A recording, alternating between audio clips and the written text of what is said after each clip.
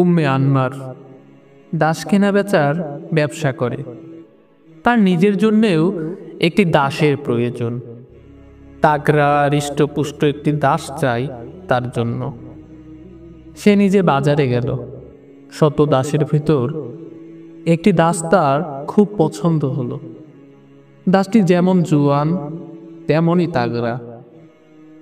উম্মে আনমার দাসটি কিনে নিয়ে এলো। দাসটির নাম খাব্বাব। খাব্বাবকে তরবারি তৈরির কলাকৌশল শেখানোর জন্যে উম্মে আনমার তাকে মক্কার এক বিখ্যাত কর্মকারের কাছে পাঠিয়ে দিল। খুব অল্প দিনের মধ্যেই খাব্বাব ভালো এবং উন্নত মানের তরবারি বানানো শিখে গেলেন। দাস হলেও তিনি ছিলেন ছোটকাল থেকেই দারুণ মেধাবী। সেই সাথে ছিল তার সততা, নিষ্ঠা এবং সাহস। এ সময়ে নবী সাল্লাল্লাহু আলাইহি ওয়াসাল্লাম মক্কায় গোপনে ইসলাম প্রচার করতেন। ইসলাম প্রচারের খবর পেয়ে যুবক খাব্বাব অল্প দিনের মধ্যেই চুপি চুপি নবী সাল্লাল্লাহু আলাইহি ওয়াসাল্লামের কাছে গিয়ে ইসলাম গ্রহণ করলেন। ইসলাম গ্রহণের পর থেকেই শুরু হলো খাব্বাবের জীবনের আরেক অধ্যায়।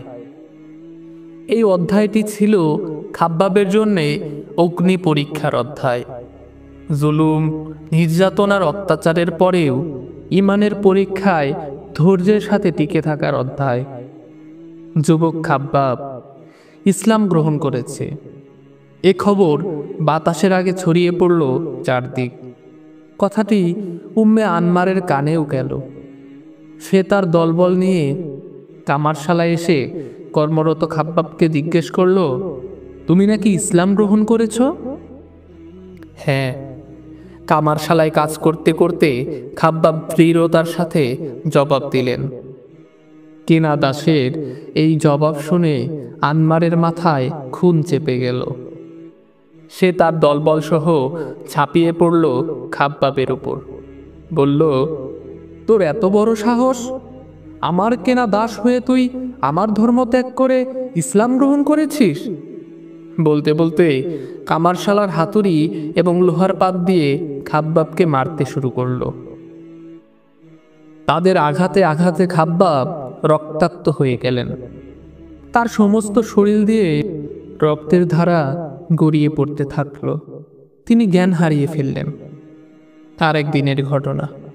কামারশালায় কাজ করতে করতে খাব্বাব ভাবছিলেন ইসলামের কথা, ভাবছিলেন আল্লাহর কথা, ভাবছিলেন নবী সাল্লাল্লাহু আলাইহি ওয়াসাল্লামের কথা। ভাবতে ভাবতে তিনি আনমনা হয়ে যান। নিজের সাথেই নিজে কথা বলেন। এক সময়ে কুরাইশদের কিছু লোক তাদের বায়না দেয়া তরবারি নিতে খাব্বাবের দোকানে এলো। তারা দেখল খাব্বাব যেন কার সাথে কথা বলছেন। তারা জিজ্ঞেস করল, আমাদের তরবারি কি বানানো হয়েছে? খাব্বাব যেন তাদের কথা শুনতেই পাননি, বরং হেসে বললেন, তোমরা কি তাকে দেখেছ? তারা ক্ষেপে গেল ভীষণভাবে। বলল, কার কথা বলছো? খাব্বাব খুব শান্তভাবে হেসে হেসে বললেন, আমি নবী মুহাম্মদ সাল্লাল্লাহু আলাইহি ওয়াসাল্লামের কথা বলছি। তিনি এমন একজন মানুষ যার চারদিক থেকে সত্যের আলো ছিটকে পড়ে। তার চোখে মুখে নূরের চিরাগ জ্বলতে থাকে জল জল করে, ঠিক নক্ষত্রের মতো, পূর্ণিমার চাঁদের মতো, ভোরের সূর্যের মতো।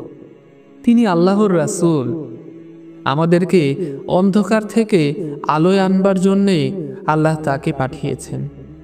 তিনি আমাদের সত্যের অগ্রপথী, সত্যপথের রাহবার। এ কথা শোনার সাথে সাথে তারা বাঘের মতো ঝাঁপিয়ে পড়ল খাব্বাবের উপর। তাদের নির্মম নিষ্ঠুর প্রহারে খাব্বাবের শরীর রক্তে ভেসে গেল। যন্ত্রণায় ছটফট করতে করতে তিনি একসময় অচেতন হয়ে গেলেন।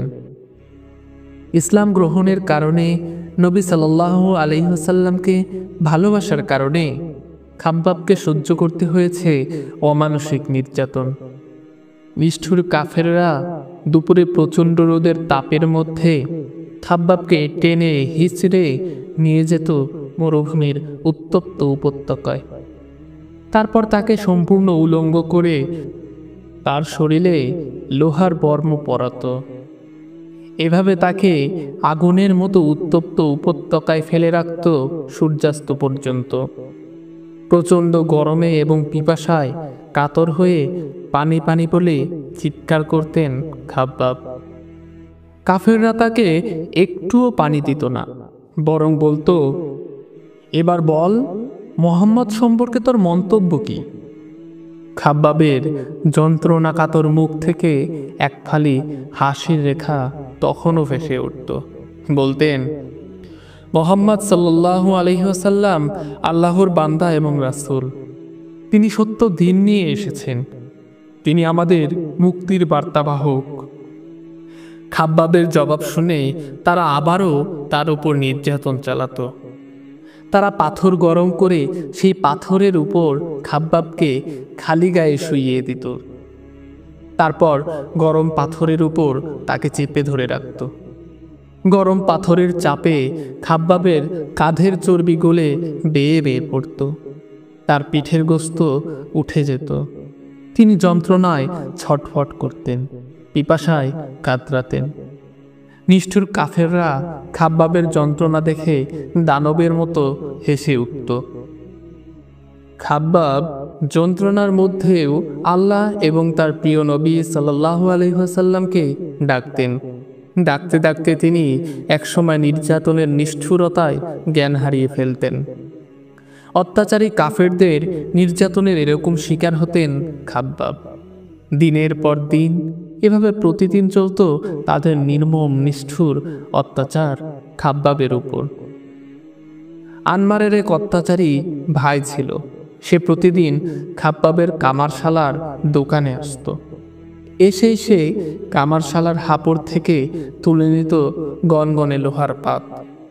উত্তপ্ত জ্বলন্ত লোহার পাত নিষ্ঠুর কাফের চেপে ধরত খাব্বাবের মাথায়। তীব্র যন্ত্রণায় খাব্বাব কাটা কবুতরের মতো কেবলই ছটফট করতেন এবং ছটফট করতে করতে একসময় জ্ঞান হারিয়ে ফেলতেন। ইসলাম গ্রহণ করার কারণে কাফেররা খাব্বাবের উপর যে নিষ্ঠুর অত্যাচার আর নির্যাতন করেছে তা এতই নির্মম, মুখে উচ্চারণ করতেও শরীর শিউরে ওঠে। আল্লাহকে ভালোবেসে, নবী সাল্লাল্লাহু আলাইহি ওয়াসাল্লামকে ভালোবেসে, সত্য দিনকে ভালোবেসে খাব্বাব শুকনো পাতার দাও দাও আগুনের মতো শাস্তি ভোগ করেছেন সারাটি জীবন। দাস হওয়া সত্ত্বেও, দরিদ্র এবং দুর্বল হওয়া সত্ত্বেও দুঃসাহসী খাব্বাব কুরাইশদের অহমিকার বিরুদ্ধে, তাদের মিথ্যার বিরুদ্ধে, তাদের কুসংস্কার এবং বিকৃতির বিরুদ্ধে পর্বতের মতো রুখে দাঁড়িয়েছিলেন। তাদের কাছে, মিথ্যার কাছে মাথা নত করেননি কখনো। কাফেরদের এত শাস্তি এবং নিষ্ঠুরতার পরও খাব্বাব এক চুল পরিমাণও সত্যের পথ থেকে কখনো দূরে সরে আসেননি। তাদের হাজারো অত্যাচারেও এতটুকু ঘাবড়ে যাননি কামারশালার সাহসী পুরুষ হযরত খাব্বাব।